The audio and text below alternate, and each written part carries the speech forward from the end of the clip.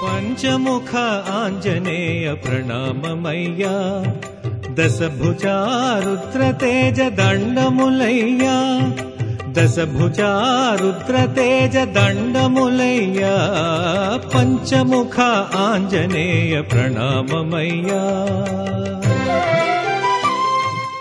శ్రీరామ రామ రఘుపుంగవ రామ రామ, శ్రీరామ రామ భరతాగ్రజ రామ రామ, శ్రీరామ రామ రణకర్కశ రామ రామ, శ్రీరామ రామ శరణం భవ రామ రామ. ఆంజనేయం మహావీరం బ్రహ్మ విష్ణు శివాత్మకం బాలార్క సదృశాభాసం రామదూతం నమామ్యహం. శివాయ గురవే నమః. శ్రీమాత్రే నమః. శ్రీ విష్ణురూపాయ నమః శివాయ. శ్రీరామ జయ రామ జయ జయ రామ. సీతాన్వేషణ కోసమై శతయోజన విస్తీర్ణమైన సముద్రాన్ని ఎవరు దాటుతారు అనే ప్రశ్న వచ్చినప్పుడు ప్రతివారు తమ యొక్క పరిమితిని చెప్పినప్పుడు జాంబవంతుడు హనుమంతుని వద్ద వచ్చి హనుమంతుని యొక్క జన్మ వృత్తాంతాన్ని తెలియజేసి ఆ తర్వాత అంటున్నాడు, ఉత్తిష్ఠ హరిశార్దూల లంఘయస్వ మహార్ణవం. ఓ హరిశార్దూల, వానరుల్లో శ్రేష్ఠుడైనటువంటి ఆంజనేయ, లేచి సముద్రాన్ని దాటు. ఇక్కడ జాగ్రత్తగా మనం వింటే ఉత్తిష్ఠ హరిశార్దూల ఇలాంటి మాటే మనకి రామాయణంలో మరుకుతున్నది. అది ఎక్కడ? రామచంద్రమూర్తిని నిద్ర లేపుతూ సుప్రభాతం పలుకుతాడు విశ్వామిత్రుడు. ఏమి పలికాడో గాన సుప్రభాతం ఇప్పటికీ తిరుమల గిరిల్లో వెంకటరాముడు ఆ సుప్రభాతాన్ని వింటూనే జగతను అనుగ్రహిస్తున్నాడు. కౌసల్యా సుప్రజా రామ పూర్వా సంధ్యా ప్రవర్తతే ఉత్తిష్ఠ నరశార్దూలా కర్తవ్యం దైవమాన్నికం. ఇది వాల్మీకి రచన. అక్కడ ఉత్తిష్ఠ నరశార్దూల అన్నాడు. మళ్ళీ అదే మాట ధ్వని ఇక్కడ ఉత్తిష్ఠ హరిశార్దూల ధ్వని. ఇది వినగానే అది గుర్తు రావాలి. అప్పుడు మనకు ఒక ఔచిత్యం రెండిట్లో కనిపిస్తుంది. అదేమిటంటే రామచంద్రమూర్తి సంపూర్ణమైన అవతారమూర్తి. అలాంటి అతడు గాయత్రీ మంత్ర స్వరూపుడు, సూర్యమండలాంతర్వర్తి అయిన పరమ తేజస్సు. అందుకే సంధ్యావేత్త అయినటువంటి గాయత్రీ మంత్ర ద్రష్ట అయినటువంటి విశ్వామిత్రుడు ఆ ప్రాతకాలంలో నిద్రలేపుతూ పూర్వ సంధ్యా ప్రవర్తతే అని నువ్వు దైవికమైన ఆన్నిక కార్యములు చేయడానికి లే అన్నాడు. అంటే అర్థం దేవకార్యం కోసం ఇక్కడి నుంచి విజృంభించవయ్యా అని. అప్పటి వరకు రాముడు అవతార కార్యం ఏమీ చేయలేదు, ఇప్పుడు నుంచి చేయబోతున్నాడు. కనుకనే విశ్వామిత్రుడు రాముడిలో ఉన్నటువంటి ఆ నారాయణ తేజస్సుని అవతార ప్రయోజనం వైపు మేల్కొలుపుతున్నాడు, ప్రచోదనం కలిగిస్తున్నాడు. ఇక్కడ ఉపాసకులు మహర్షులు ప్రచోదనం కలిగిస్తేనే దేవతా తేజస్సు జగద్రక్షణ కోసం వస్తుంది, తెలుసుకోవాలి. అలా ఇక్కడ విశ్వామిత్రుడు సమస్త ఋషిమండలి తరపున జగత్క్షేమం కోసమై రాముని యొక్క దివ్యమైనటువంటి తేజస్సుని ప్రచోదనం కలిగించాడు. అది ఉత్తిష్ట నరశార్దూల. నువ్వు ఒట్టి నరుడివి కావు, నరుడిగా అవతరించిన నారాయణుడివి, అది నరశార్దూల.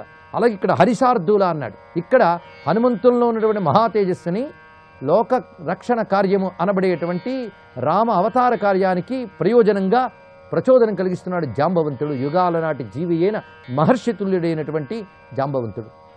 ఉత్తిష్ఠ హరిశార్దూల లంఘయస్వ మహార్ణవ. ఈ మహాసముద్రాన్ని దాటవయ్యా. పరాహి సర్వభూతానాం హనుమన్యా గతిస్తవ. ఇందులో ధ్వని ఉన్నది. ఏమని? నీ యొక్క గతి వేగమున్నదే అది పరా, అత్యంత ఉత్కృష్టమైనది నీ వేగము. ఈ పరా అనే మాట కూడా వేదాంతమైన శబ్దం. కనుకనే నువ్వే పరాగతి, ఇది కూడా చెప్పుకోవచ్చు. నువ్వు మాకు శ్రేష్టమైన గతివిని శరణ వేడుతున్నారు వాళ్ళందరూ కూడా. సర్వభూతముల కంటే నీ యొక్క వేగము అత్యంత ఉత్కృష్టమైనది. కనుక మహానుభావ నువ్వింక మేలుకో. బలము చే బుద్ధి చేత సత్వంబు చేత అధిక తేజస్సు చేత నీయంతవాడు చలగు త్రైకాలికంబగు సృష్టియందు కానగారాడు మేలుకో కపిమహేష. కానగారాడు మేలుకో కపిమహేష. ఇది కవి సమ్రాట్ విశ్వనాథ సత్యనారాయణ గారు రామాయణ కల్పవృక్షంలో రచించినటువంటి అద్భుతమైన పద్యం. ఈ ఘట్టాన్న మహానుభావుడు మరీ గొప్పగా పండించాడు. కల్పవృక్షం రామాయణం యొక్క అంతరార్థాన్ని వ్యాఖ్యానించే ఒక అద్భుతమైన గ్రంథం. అలాంటి కల్పవృక్షం పుట్టిన తెలుగు భాషలో పుట్టడం మన అదృష్టం. అలాంటి దివ్యమైన గ్రంథం జ్ఞానపీఠ బహుమతి పొందినటువంటి రామాయణ కల్పవృక్షం. అది విశ్వనాథ వారికి రాముడి కైవల్యాన్ని ఇచ్చినటువంటి గొప్ప గ్రంథం అది. ఆ గ్రంథంలో హనుమతి విజృంభణ ఘట్టాన్ని గొప్పగా పండించారు ఆయన. ఆయన దృష్టిలో హనుమంతుడు సాక్షాత్ పరమేశ్వరుడు. ఆయన దృష్టి ఏమిటి? మంత్ర దృష్టి అది, ఋషుల దృష్టి అది. పైగా హనుమన్మంత్ర సిద్ధుడు విశ్వనాథ వారు. హనుమన్మంత్ర సిద్ధి చేతనే రామాయణం రచించగలిగాడు. ఆయన యొక్క ఉపాసనా బలం ఈ ఘట్టంలో మరింత పండింది. అందుకనే ఒకవైపు వాల్మీకిని, ఒకవైపు విశ్వనాథ వారిని రెండింటిని తీసుకుని మనం ఇక్కడ హనుమత్ విజృంభణ ఘట్టాన్ని చూడబోతున్నాం. ఎందుకంటే ఉపాసకుడి యొక్క దర్శనం ఒకటి, మరొక వైపు మహర్షి యొక్క రచన ఒకటి. రెండు కలిసిపోతున్నాయి చూడండి. ఇక్కడ వాల్మీకి చిన్న చిన్న మాటలతోనే హనుమంతుని యొక్క ఆపదుద్ధారక హనుమన్ మహామంత్రమూర్తిని చూపిస్తున్నారు. ఇక్కడ ఆపదుద్ధారక హనుమన్ మహామంత్రమూర్తి వీరాంజనేయమూర్తి దర్శనం ఇప్పుడు జరగబోతోంది మనకి. విషణ్ణా హరయ సర్వే హనుమాన్ కిముపేక్షసే విక్రమస్వ మహావేగ విష్ణు స్త్రీన్ విక్రమానివా అంటున్నాడు జాంబవంతుడు. ఇంకా ఏమిటయ్యా ఆలోచిస్తున్నావు? చూడు, ఈ వానరులందరూ కూడాను దుఃఖంతో దిగులుతో చతికిలు పడిపోయారు. అందరూ నిన్ను ప్రార్థిస్తున్నారు. ఇంక ఉపేక్ష చెయ్యకయ్యా హనుమాన్ విక్రమస్వ, విక్రమించు ఓ మహావేగ. ఎలా విక్రమిస్తావంటే నారాయణుడు వామనుడి వచ్చి త్రివిక్రముడిగా ఎలా విక్రమించాడో అలా విక్రమించవయ్యా అన్నారు. వెంటనే స్వామి ఈ మాట విని లేస్తున్నాడండి. ఇప్పటి వరకు జాంబవంతుడు చెప్పిన మాటలతో ఆశ్చర్యచకితులైనటువంటి వానర వీరులందరూ హనుమంతుడు విజృంభించడం చూస్తూనే వాళ్ళకి ఒక్కసారి భయకంపితులైపోతున్నారు. కళ్ళు ఆ ఉద్వేగంతో చెమర్చేయట. ఓ మహనీయ వానర కులోధది పూర్ణ శశాంక నీకు ఇచ్ఛామరణం వసంజ జలజాసనమూర్తి అశస్త్ర పర్యద్వధ్యతన్ నీ మెయిలావు ధారణియు నింగియు పట్టవు. నీ మెయిలావు ధారణయు నింగిని పట్టవు. నీ జవంబు దిక్సీమలు పట్టవు. ఎంతయు అసీమ పరాక్రమ వార్ధి మారుతి. నీకసలు నీ జీవితం నీ మరణం నీ చేతిలో ఉండేటట్లుగా బ్రహ్మదేవుడే వరమిచ్చాడు. ఏ అస్త్రశస్త్రాలు ఏమీ చేయలేవని దేవతలు వరమిచ్చారు. నీ మెయిలావు, నీ శరీరం యొక్క బలము, దాని యొక్క పట్టు ఆకాశం కూడా చాలదయ్యా, అంత విస్తారమైనది. పైగా నీ వేగం దిక్సీమల పట్టవు, దిగంతములు కూడా పట్టుకోలేవు సుమా. అసీమ పరాక్రమ వార్ధి మారుతి. హద్దులేని పరాక్రమ సముద్ర ఆంజనేయ విజృంభించు. ఉదయత్ సూర్యుని తొట్టి అస్తమయ సూర్యుండైన దాకన్ సమల్ చదువంతో జన మిన్నునం దెవనికో సాధ్యంబు. ఉదయం నుంచి అస్తమయం వరకు గగనమంతా వ్యాపించిపోయి విద్య నేర్చుకున్నావే, కనుక నువ్వు వ్యాపించలేవా చెప్పు, విజృంభించవయ్యా. అట్టి నీకు ఇది ఏ పాటిది గోటి మీది పని. నీకు ఇదంతా గోటి మీది పనయ్యా. ఈ అల్పవారాశియం దుదయత్వంబున ముంపకే, ఈ అల్పవారాశియం దదయత్వంబున ముంపకే సకల విద్యాభారతి మారుతి. ఎంత చక్కగా పిలిచాడు చూడండి. సకల విద్యాభారతి, సకల విద్యా సరస్వతి స్వరూపుడమైనటువంటి ఓ ఆంజనేయ, మమ్మల్ని దుఃఖ సముద్రంలో ముంచకుండా ఈ సముద్రాన్ని దాటవయ్యా అన్నాడు జాంబవంతుడు.